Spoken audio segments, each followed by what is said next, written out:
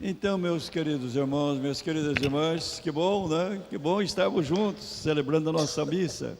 Olha, essa primeira parte da nossa missa é a leitura da Bíblia. Então, temos aí alguns trechos que são propostos para nós tirarmos algum ensinamento. E o que será que nós vamos tirar de ensinamento desses trechos que nós acabamos de ouvir aqui?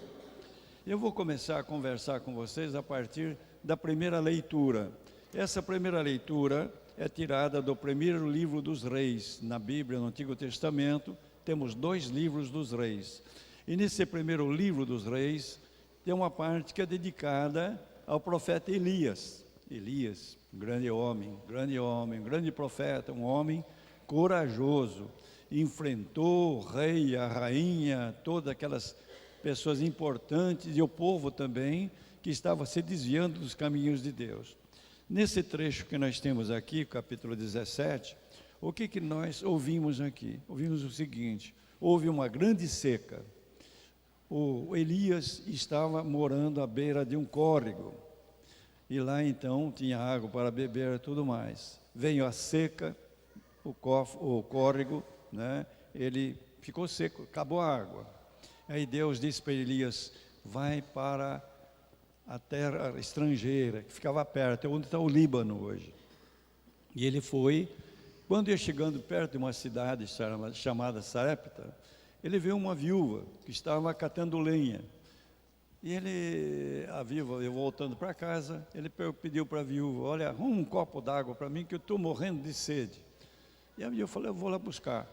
E quando ela ia indo, ele pediu: olha, traz um pedaço de pão, que eu estou morrendo de fome.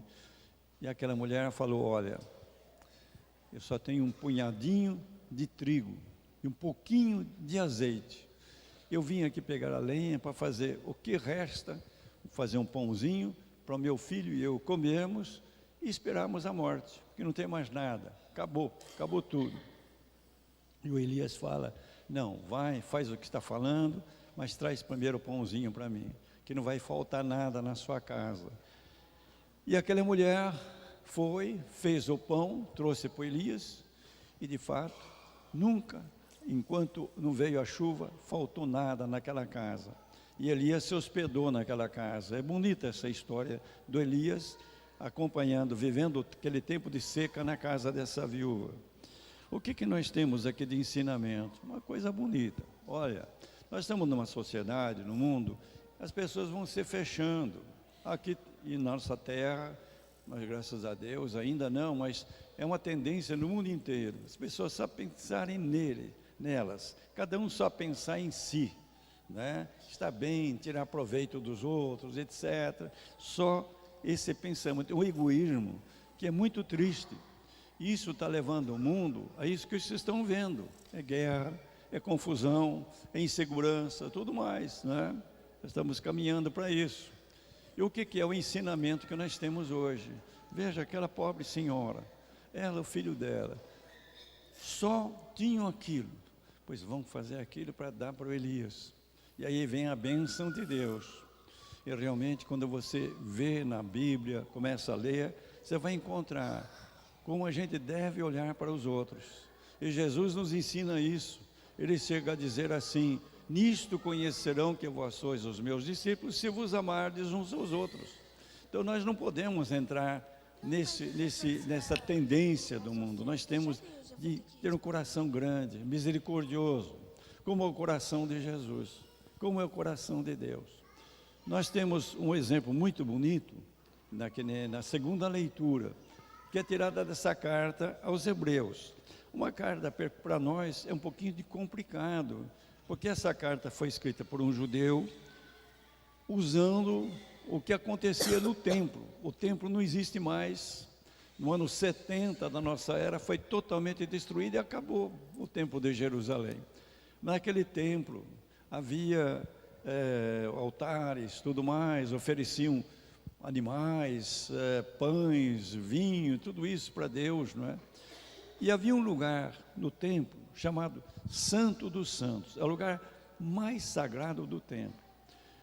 Dos sacerdotes, um era o sumo sacerdote, o mais importante. Vocês imaginem, ele entrava nesse lugar uma vez por ano. E quando ele entrava amarrado com uma corda, porque se morresse lá dentro, ninguém podia entrar. Então eles puxavam, se o fulano sentisse mal ou morresse lá.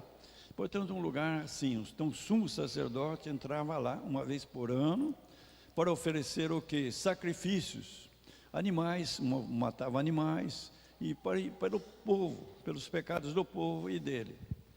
E aí então, nessa carta, esse judeu que era cristão, ele compara com Jesus. Veja, Jesus é o sumo sacerdote. Ele é Deus, veio no meio de nós, se tornaram como nós, para oferecer sacrifício pelos nossos pecados, para nos libertar de tudo isso e fazer-nos filhos e filhas de Deus. Bom, o que Jesus ofereceu? Matou algum animal? Não. Ele se ofereceu a si mesmo, morreu na cruz, se doou totalmente por nós. E aí então esse trecho diz assim: por isso que Jesus hoje está no céu, e é bonita essa expressão, quando ele diz assim, e agora na presença de Deus, em nosso favor, quer dizer, está ao nosso favor, é Deus em nosso favor. E Jesus fez isso uma vez só, né? Nós vivemos nesse mundo, vamos morrer, vamos comparecer diante de Deus, mas nós temos alguém que nos quer muito bem, né? Veja como deu tudo por nós. Então a gente, nessa carta aos Hebreus, tem uma expressão que eu acho bonita, ele diz assim: fixar nossos olhos em Jesus. Jesus é para nós realmente o caminho, como que nós devemos viver. É interessante isso daqui que eu sempre falo para vocês: saber viver é a coisa mais importante, senão a gente joga fora a nossa vida. E como é que nós vamos saber viver? Olhando para Jesus. E Jesus mostra para nós, Ele deu tudo por nós.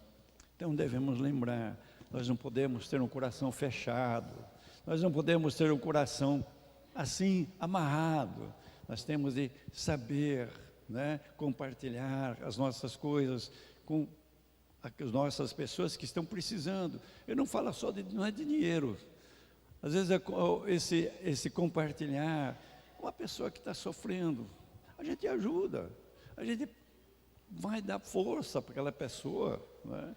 Esse mês, o apostolado da oração tem uma intenção que o Papa deu, que é muito bonita: a gente apoiar os pais e mães cujos filhos morreram. A gente tem ainda essa semana, eu tive uma experiência muito assim tocante, vamos dizer, aqui na nossa igreja. Veio uma família daqui acho que Nossa Senhora das Graças, veio pedir para rezar a missa, e rezamos a missa de 7º dia. Uma menina de 9 anos, que subiu numa árvore, caiu e morreu. Você vê o sofrimento dessa família. Então temos de ter o coração aberto e lembrar também, não é? A gente tem que ajudar as pessoas, não nos fechemos, não. Vamos fazer como essa viúva que socorreu o Elias, que estava com sede e com fome. O trecho do Evangelho é interessante, é de outra viúva, pobre. Jesus está no templo, está perto do cofre, onde o pessoal colocava o dinheiro de ofertas. Vem gente, coloca dinheiro, muito dinheiro, né? Dá uma boa quantia. Aí vem uma viúva pobre, dá tudo o que tem, 2 moedinhas que não valiam nada, não valia nada, né? Ela dá tudo o que ela tem. Jesus vai dizer, ela deu mais do que os outros deram do que sobrava. Ela deu tudo o que tinha. Então, aqui nós temos uma coisa muito interessante também. A primeira leitura lembra a nossa abertura para os outros. Esse trecho lembra a abertura para a comunidade. Hoje é o domingo do dízimo. Nós estamos lembrando, olha, nós temos uma obrigação para com a nossa comunidade, a nossa paróquia, né? Nós temos de vestir a camisa da nossa comunidade. E é por isso que existe o dízimo. Então, a gente deve ter um coração aberto também com relação à comunidade. A gente, quando dá o dízimo, não fica amarrado, achando que está pesado, que não... Não, olha, meu irmão, minha irmã, Se você faz isso assim, contrariado, não faça não. É preferível não fazer. O dinheiro oferta que é dada com o coração amarrado, não presta, não presta. Nós devemos lembrar isso. A comunidade é nossa, eu faço parte dessa comunidade, então eu ajudo a comunidade com alegria, e é uma obrigação nossa.